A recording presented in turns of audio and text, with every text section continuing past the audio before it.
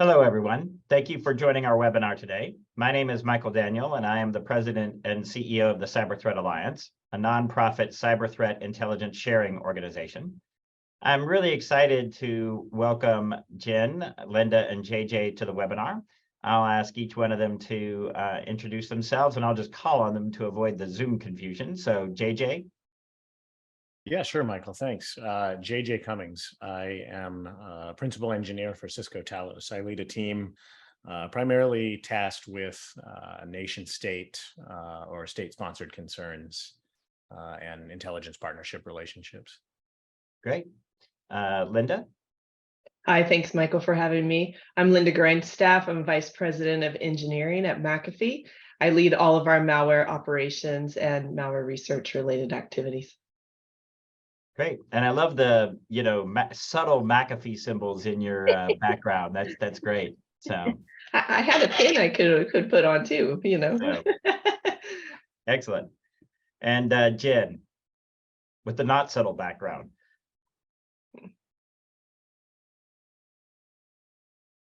I think we have some technical problems from Jen. So hopefully she'll be able to rejoin here momentarily. And I will let her introduce herself. Hey, everybody. Oh, there we are. All right, go ahead, Jen. Yes. Sorry, I might actually end up dropping video because I seem to be having unstable internet because I would right now. I'm the Director of Threat Intelligence with Unit 42 at Palo Alto Networks. And specifically, my team handles all of the strategic engagements and analysis that we do. So all of the partnerships we have with organizations such as the CTA, as well as government, law enforcement, and other private sector industries. Great. Well, thank you. So at the time we're doing this recording, the 2023 RSA US conference is still a couple of weeks away. And the theme they have chosen for this year is an apt one for a membership organization like CTA, Stronger Together. And obviously, if we didn't believe in that concept, we wouldn't exist. So at one level, you can be forgiven for asking the question, so what is there to talk about? It's like, why are we even having this? Who argues for weaker together or stronger alone? Like, nobody does that. So, why do you have a conference around this idea? Why do you have a webinar around this idea? But I've found that there's a lot of different levels to this idea. And not the least of which is the fact that the cybersecurity industry often says that it supports Stronger Together, but doesn't always act like it. And so we're going to really delve into that today in our discussion and sort of unpack this concept a little bit and talk about what it actually takes to make it more than just a slogan, make it into a reality. So with that, I'm just going to jump right into the questions and start with, first of all, what are the factors that actually make it hard for the cybersecurity industry to act as it says it believes? So I can call on you, or whoever wants to jump on that question first can go right ahead. I can start. I mean, I think we start with the obvious, right? We're competitors at the end of the day. We're all competing for money, for customers, for time, for resources. That's just the fundamental thing, that we're all competitors at the end of it. But like you said, Michael, nobody says, weaker together, at the end of the day, we still need to collaborate. Yeah. Yeah, I think I would echo, certainly and amplify Lynda's statement, where we are all for-profit entities, right? At the end of the day, we're trying to make as much profit to pay the bills as plainly as I can be, as we can. And the notion of sharing information kind of comes with the, oh, well, we don't want to get scooped, or we don't want to be the ones that don't have all of the amazing protections that we can then boast to our customers about, certainly. It's kind of certainly counterintuitive to wanting to action or actioning directly with perceived competitors. Yeah, Jen, what's your thinking on that?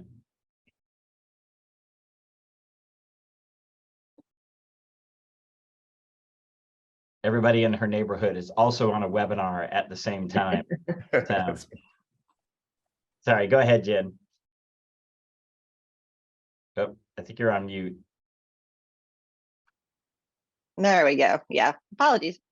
So I think one of the really powerful things that the CTA has done is been able to get a group of competitors together and understand and agree that the threat intelligence component and that knowledge isn't the secret sauce in and of itself, if you will, that it's how you're actually able to use it and operationalize it. That's what matters. If watching an adversary do something, if you can't stop them, knowing that is useless because you can't do anything about it. It's understanding it and being able to stop them. And then it's the power of having that happen globally. So but is tracking and we're blocking for our customers. We're enabling all of the CTA members to be aware of this activity at the same time and protect their customers. So we're really fostering global security. And not doing it just for people that are paying us, if that makes sense. And I think that's critical, especially as we move forward, because that's the only way we win, because that's the way the adversaries operate. And we need to be able to operate at that same speed and with that same level of cooperation.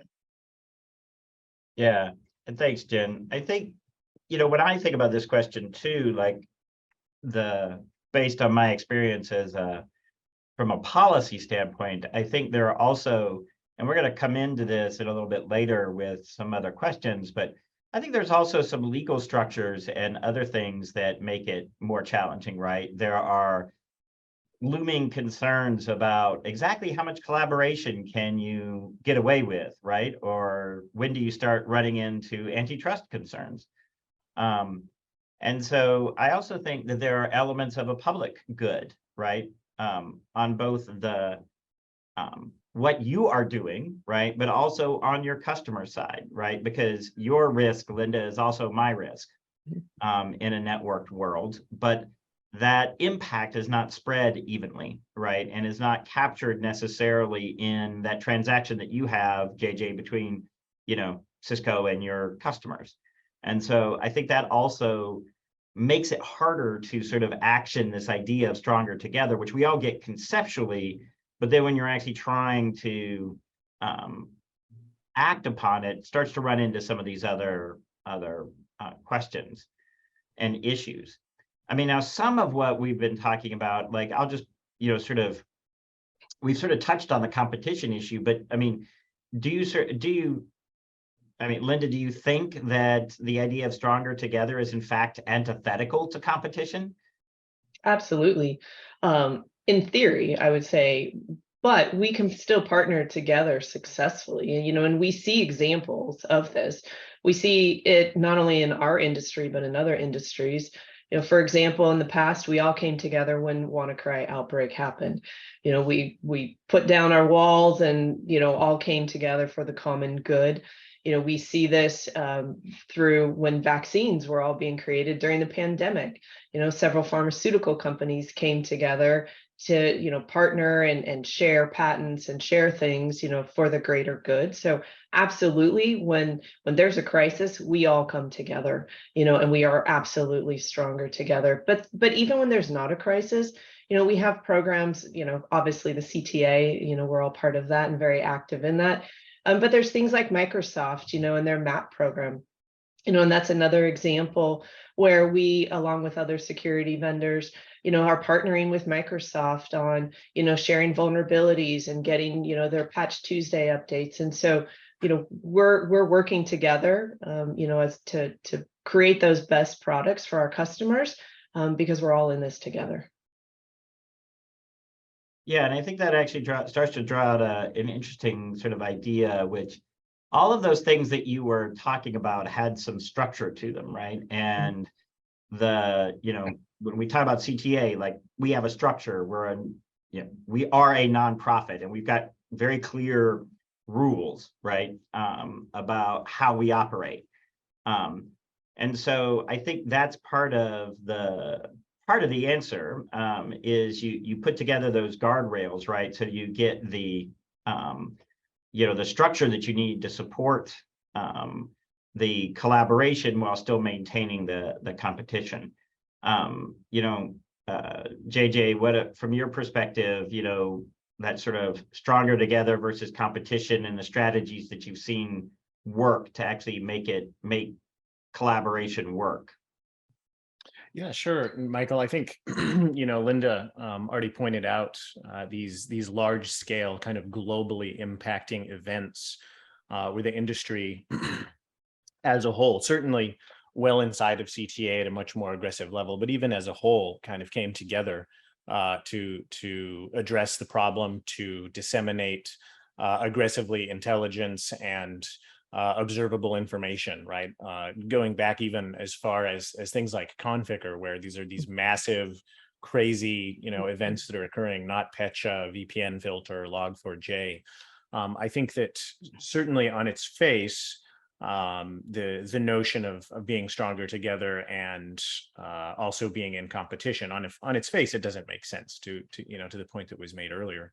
But when we start to look at, and Jen touched on this a minute ago as well, when we start to look at the actual intelligence behind it, right, and the TTPs and the information that we're gathering, and we're able to share those as aggressively as we can, I think that that certainly is kind of the recipe for success, right, in this. And it can be a difficult thing to do, but Michael, you also touched on it. When you have organizations such as the CTA that exist with these with these boundaries and with these protections that are in place from a legal perspective, even, which certain companies have substantially more interest in that, right? They're more concerned with that. Then that at least sets the groundwork and allows for organizations to start to communicate with each other on a trusted and more secure level. And then it starts to develop that trust, right, going forward. You can't develop that without communicating, and in a number of cases, you can't communicate without having those legal protections in place and well understood, right? So I think that what we see as, kind of getting back to the core of the question, I guess, what we see as successful is kind of all the way from the beginning to the end of that, as CTA is doing, right? We see those trusts starting to build. We see the shares happening, both from a very basic, here are some observations or some observables, to more advanced, hey, we're getting ready to publish on this threat. We want you to know about, so that you can protect your customers as well, right? And that serves two great purposes, right? Then the originator of the information still gets the scoop, if you will, but everybody gets to protect their customers much more aggressively. Yeah, and I think, you're starting to hit on some of the other themes that I think are really interesting in this space, that for all of the automation and all of the machine-to-machine relationships, right? What you're still fundamentally talking about there are human relationships. And it's funny, I mean, before we even started the webinar, we were talking about like the sort of how you do scheduling in a virtual meeting space, right? And the fact that you still have to proactively leave space for the humans to go do things that humans need to do, right? And that behind all of the machines are still the people. And I think we sometimes make a mistake of not taking into account the human aspect of it. I mean, Jen, you were talking about what CTA does, but are there other strategies you've seen be successful with this, actually making collaboration work? And how do you sort of see that relationship between collaboration and competition?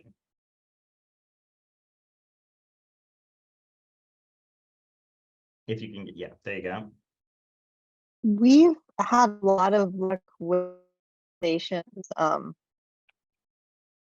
working out levels of how we give credit, if that makes sense, as a way of sometimes helping encourage the collaboration, especially in the environment today, where increasingly there's an appetite for that to be more public. A number of organizations want to be seen operating in this space, including governments, because there is a growing recognition of how big the problem is. So we've had some success encouraging it that way, where we can talk about it publicly, publish a blog, do joint research, give credit to everyone, as a way to encourage it. Some organizations want to stay behind the scenes, and that isn't something they're looking for. But we're seeing an increasing appetite for organizations to be seen more visibly doing this kind of work, to show that they're actively protecting, you know, customers and interests or their countries. Yeah, and I think part of what we talk about from the CTA perspective is that, you know, and you actually got at this earlier when you said that, like, you know, the raw data is not really what most people are competing on these days. You know, the benefit of shipping, you know, raw IOCs to your, you know, your customers and clients, like, that's not actually terribly helpful to most of them. And so, in fact, it'd actually be kind of actively bad for most of them. They couldn't consume them. They couldn't do anything with them. And so in many ways, the collaboration we do through CTA actually makes everyone more competitive, because you have a better information base for your own products and services. So I think that in many ways, you know, if structured correctly, you know, collaboration can actually enhance competition. Again, it's not an intuitive idea, but it's one that I think actually flows through. You know, we've hit on a few of these things. Some of them, JJ, you mentioned some of the legal structures. You know, we've talked about some of the trust issues. You know, Jen, maybe we could start with you. You were starting to hint at this with some of the relationships with governments and other things, but, you know, how can the industry collectively or governments make it easier for cybersecurity companies to collaborate? That is the $1 million question, in a lot of ways, because governments and law enforcement organizations, they've gotten better about sharing timely threat intelligence, but they're definitely not where private industry stands right now. And that's something they continue to work through. So from our perspective, and most of our industry, we focus on are things within the last 30 days. So, you know, what's the current thing we're seeing with our top threats? You know, what has XAPT done in the last 30 days? And that's what we're sharing. And that's what we're enriching with our partner base, because that matters. 6 months old or older, it's useless. And I won't dedicate time to it, because it's nothing new to us at that point. We'll have seen it and been done. And it's just busy work. It's not relating to the collective knowledge base. And that's something that really I think they need to get their handle on, because that's the biggest struggle I see right now, where industry is just very far ahead in being able to share at that speed and almost in real time. Yeah, I mean, certainly you know, we've run experiments even within CTA of, you know, when one member, you know, uploads an IOC to CTA, you know, how long does it actually take for another member to grab it and actually deploy it out to the edge of their, you know, their endpoints or whatever. And it's, you know, it's typically measured in hours, but could be as short as minutes. You know, which are definitely a different time scale than what a lot of people are used to operating in. And I think, you know, this is one of those areas where a lot of this is actually as much about sort of government and industry coming to understand each other as it is about what can be done, right? In other words, that government needs to understand that that's the pace at which industry operates, and they need to think about how to operate in that. And industry needs to understand some of the constraints that government operates under and how they can best plug into that. And it probably means that the government's not going to ever be a great source of, like, technical data. That's really not the government's, you know, even for an organization like NSA, like, that's not really probably going to be their competitive advantage. that they bring to, or comparative advantage, at least, if I will use that economics term. But JJ, maybe from your perspective, are there other things, government or, both sides, industry collectively or government, can do to make it easier for collaboration to occur? Yeah, sure. I think, to touch on the government bit a little bit more, and Jen hit really, really well on these points.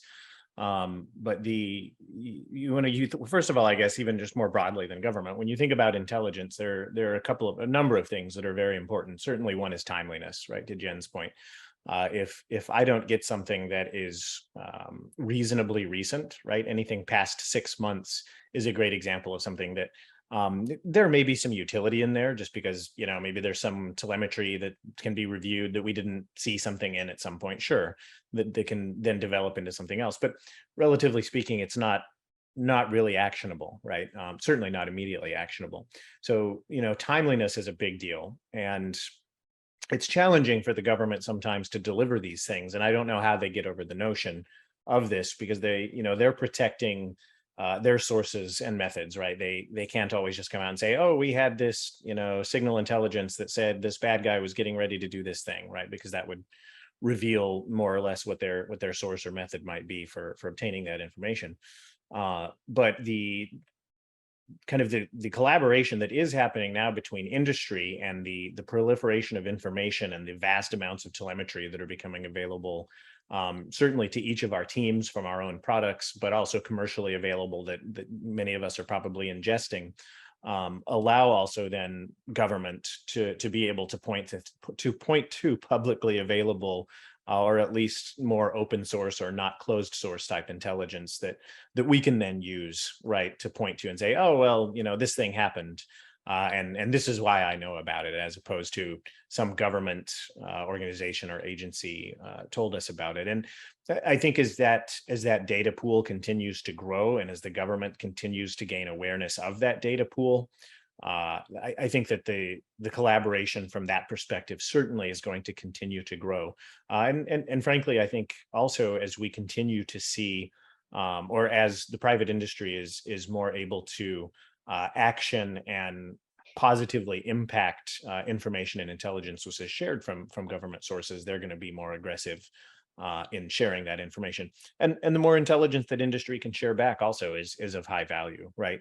Right. One of the policies that I have is we try not to let any direct intelligence share go unanswered, right? So enrichment, amplification, and even in industry, the more that we do that, the more that is going to compel our partners to share more information back with us, right? The more open that we can be, either in directly providing or in direct response of information shares, right? The more that's going to, excuse me, to bolster that desire to share more, right?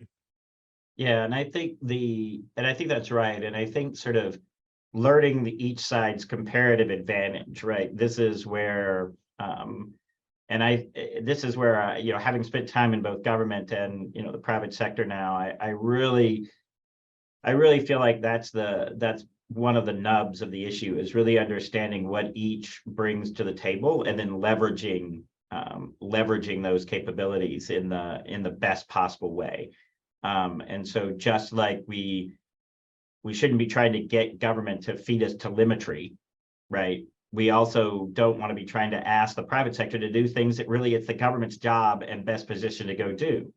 And actually take action against the bad guys, for example, on other people's networks. That's the government's job, and that's where we should be asking them to spend their time and effort. Lynda, let me just sort of bring it around to you. Are there things that you've seen from your perspective that both either industry or government could do to make it easier for collaboration to occur? Sure. I think at the bottom line, like you made a comment a few moments ago about IOCs. Customers don't pay us to give them IOCs. They pay all of us to protect them.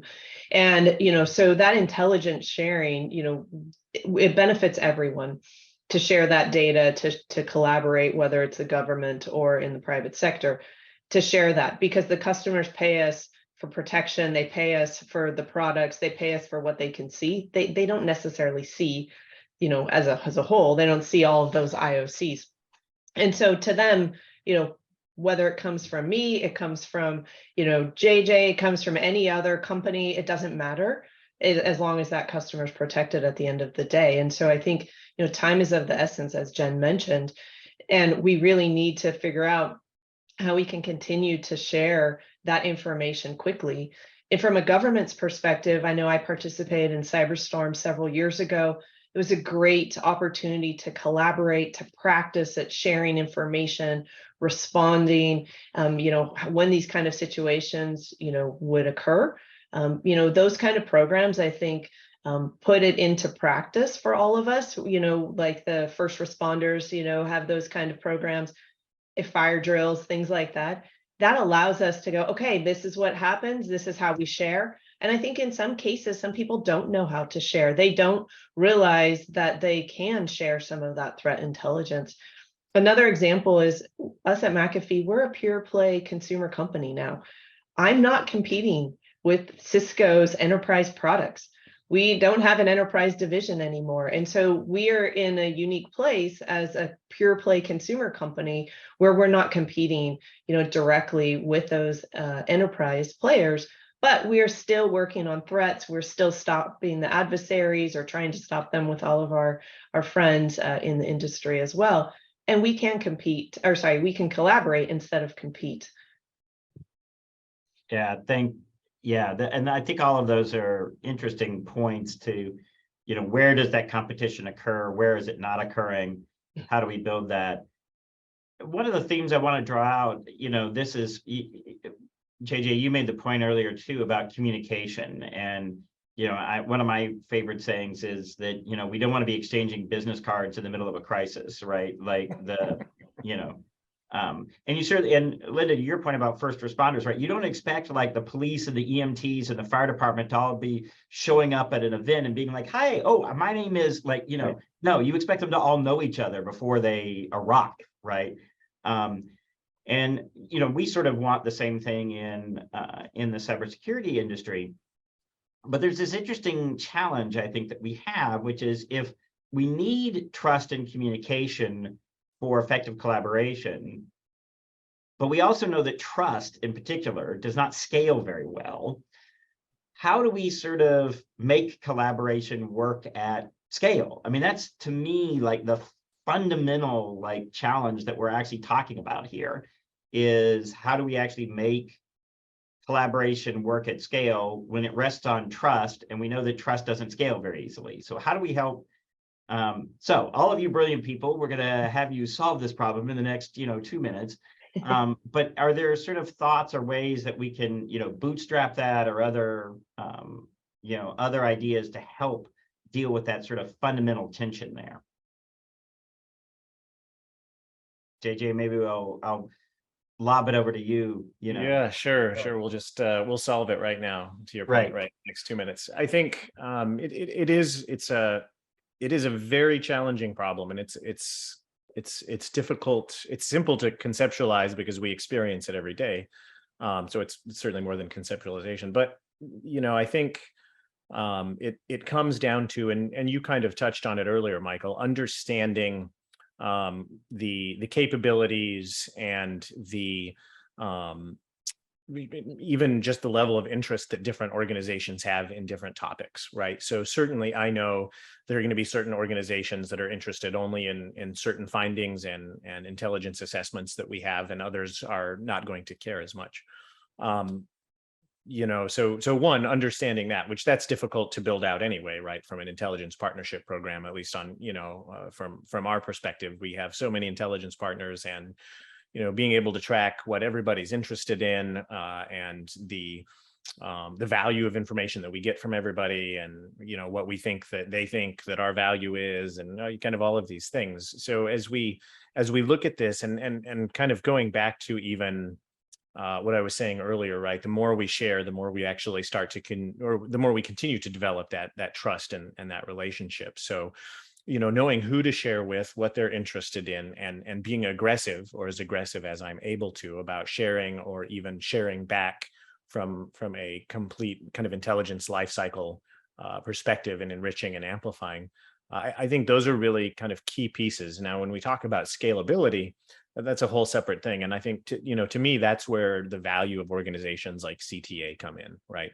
Again, like I can't manage as many because I don't have that as a sole task, nor does my team. I can't manage relationships solely, right? We still have to research. We still have to determine what is interesting, what is worth sharing. And then we look to organizations like the CTA to identify where it makes sense to share, or just to give us a platform to share on, with the different memberships under the protections that we've talked about before, and the guide rails that we have in place.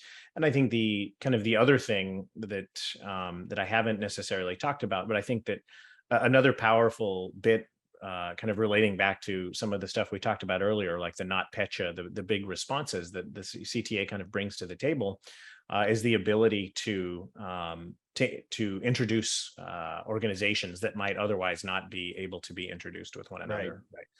Hey, I see this crazy thing. I need to talk to somebody at Palo Alto today, kind of thing, right? And especially those smaller organizations that wouldn't necessarily have those contacts already. I think that's a really big deal, and significant capability that CTA brings to bear as well. So I think it kind of relies on things like that, right? Organizations like CTA in this case that help scale that out in ways that make sense. Yeah. So shameless plug for CTA, if you will. But well, thank you. I appreciate that. I agree. I think the CTA model is a good one, and potentially something that we as an industry, especially in all of the private relationship-based ones that we've talked about, might need to mature and grow into, because it doesn't scale. And for as much as we all like to joke that, there's 1 degree of separation between everyone in the community, it's impossible to know someone at every organization, regardless of your network. And are we just automatically not including them in efforts like this, even if they are in a position to have potentially useful data, because we don't have a personal contact there? Like, I think that really sort of, is cutting off the nose to spite your own face sort of thing. It's as incredibly difficult as it is to say, and even I can't believe I'm saying this somewhat. I think we do need to start being able to push more in the direction like we have at CTA, where it's organizational trust and structure. So we always have membership where we need membership, and it's not dependent upon independent personalities. Because for as powerful as those can be, they can be equally negative, right? They can be manipulated in a bad way if someone pisses someone off and they decide they don't like them anymore, and they're going to tell other people they don't like them. There's not really a recourse Right. or a way to address that right now. And and we all recognize that it's one of the problems with that model in the industry. So I'd have a hard time saying it, but I do think we might need to move more in the direction of formal relationships, MOUs, NDAs, where it's a level playing field, and that's where the kind of structure and responsibility lies. Well, and then also, none of us get in trouble, right? If we accidentally say something we shouldn't have, and it's like, uh-oh. Well, and I think to build off that is having that sharing around threat intelligence or samples or whatever it might be, notifications like we do through CTA today. I don't see us, getting in trouble if you have those, like you said, Jen, the NDAs, the MOUs, and things like that in place, because we're not giving away intellectual property. We're giving away or sharing threat intelligence. And I think that's the distinguishing thing, that as we're building these relationships with each other, and let's face it, the cybersecurity industry is a very small group. You see the same cast of characters just moving to different companies and things over time. And, yes, there's new folks that come in, but it is still relatively a small industry. We all, like you said, the 1 degree of separation for sure. But I think as we have those boundaries in place, like you said, Michael, that CTA has, some of that already. sharing that threat intelligence, it just makes it easier for us because we all agree on the guidelines, we agree on the parameters of how we're going to share that information with each other. Maybe we take it one step further from an MOU or NDAs and things like that. But I think at the end of the day, that's how we're going to make that collaboration work at scale is through these kinds of programs. Yeah, and I think it's going to ultimately have to be a mix of the organizational structures and some organizational trust, as you said, Jen, mixed with that personal trust to provide the scaffolding for that personal trust to build. Yeah, and Lynda, I laugh about like, you know, my friend from used to be at the State Department for a long time, Chris Painter, talked about the cyber gypsies just sort of moving, you know, the cyber policy gypsies just sort of moving around, going to various conferences, and you see all the same people on the, you know, on the panels and things like that. And he jokes about showing up one time above the Arctic Circle for a panel. It was knew everyone there, like, you know, so I think that's still very true. You know, as we begin to wrap up this discussion, I want to just pose one last sort of question, you know, very open-ended, you know, for you. Sort of looking forward, you know, how do you think about taking this concept and making it this concept of stronger together? How is it that you would make it? What would you do to make it more workable? Whether it's a policy change, you know, a legal change, what would you do to make it more workable, and how would you sell that to a customer? And I'll just, you know, pick on Lynda to start, and then we'll just go around and give everybody the last word here. Sure. So when I talk to a customer, I would, you know, talk about no one vendor has 100% of the solution alone, that is, you know, but together we can get, you know, pretty close through sharing that. And again, back to CTA, that provides us that infrastructure, you know, to be able to gather all the data. I kind of view it as a melting pot of, you know, all that information and threat intelligence. While I might have some IOCs that aren't necessarily a consumer specific related threat, but it might be very pertinent to my enterprise friends. By having that common area that CTA provides, that's where we can, you know, be stronger together. And so I would talk to our customers around sharing that intelligence, because we can't function in isolation, and that information sharing is imperative to keeping all of us safe as well as our customers and protected at the end of the day. Great. JJ? Yeah, I think you know, Lynda's right. I mean, one of the way that you communicate this is, frankly, stronger together is exactly what it implies, right?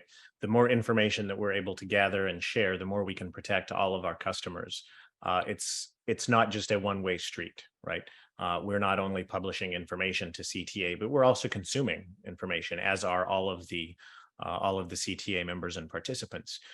In terms of how do we make it a more workable concept, I mean, that's a little bit more challenging to answer, right? Because that kind of starts with internal company politics and how, you know, how you build that out. So it's in a way, it's not dissimilar from trying to sell a product to a company, right? You have to have a champion, effectively, is the best way I can think of it, that sells the concept and starts to build that motivation and that idea. It should be a relatively simple thing to build, one would think, again, in practice. But as we've kind of identified through numerous points in this conversation, it's not so simple. But I think, you know, from a customer perspective, our customers get it, and they come to us even looking for intelligence. And you know, often we refer to trusted third parties or things of that nature, where we were able to obtain additional, again, I've said this a few times, but supporting or amplifying or enriching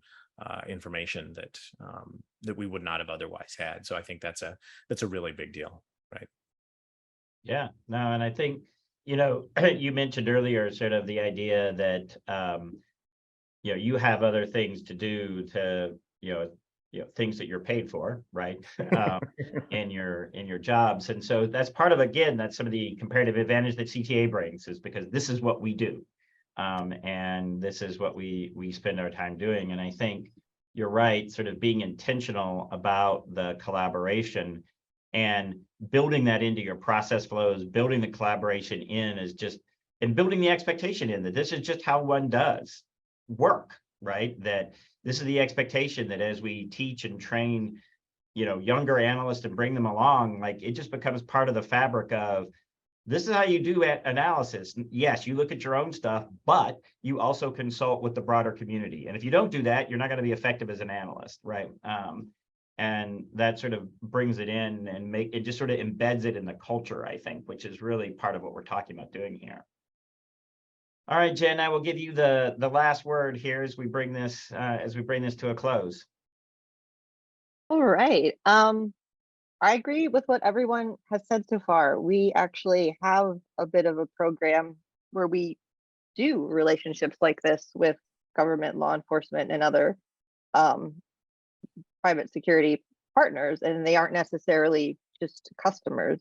And it's a recognition through the executive level that it's really embodies one of our core missions, which is we want to be the cybersecurity partner of choice, and partner implies more than a sales relationship, right? It's doing things, going the extra mile to truly make sure that your customers are supported, and not necessarily just your current customers, but people writ large, right? People who may or may not be your customer in the future, but you're doing it because it's for the overall better security globally, and we all win in that scenario.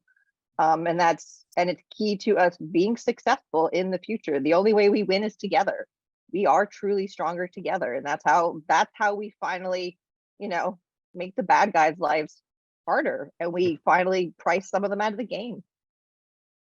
Yep, absolutely. And that's really where it all comes back around to, right? Is trying to make the whole cybersecurity ecosystem, our whole digital ecosystem, much safer for everyone for what they're doing online. And the only way to do that is to make life much more difficult for the bad guys, and to really try to price some of them out of the market.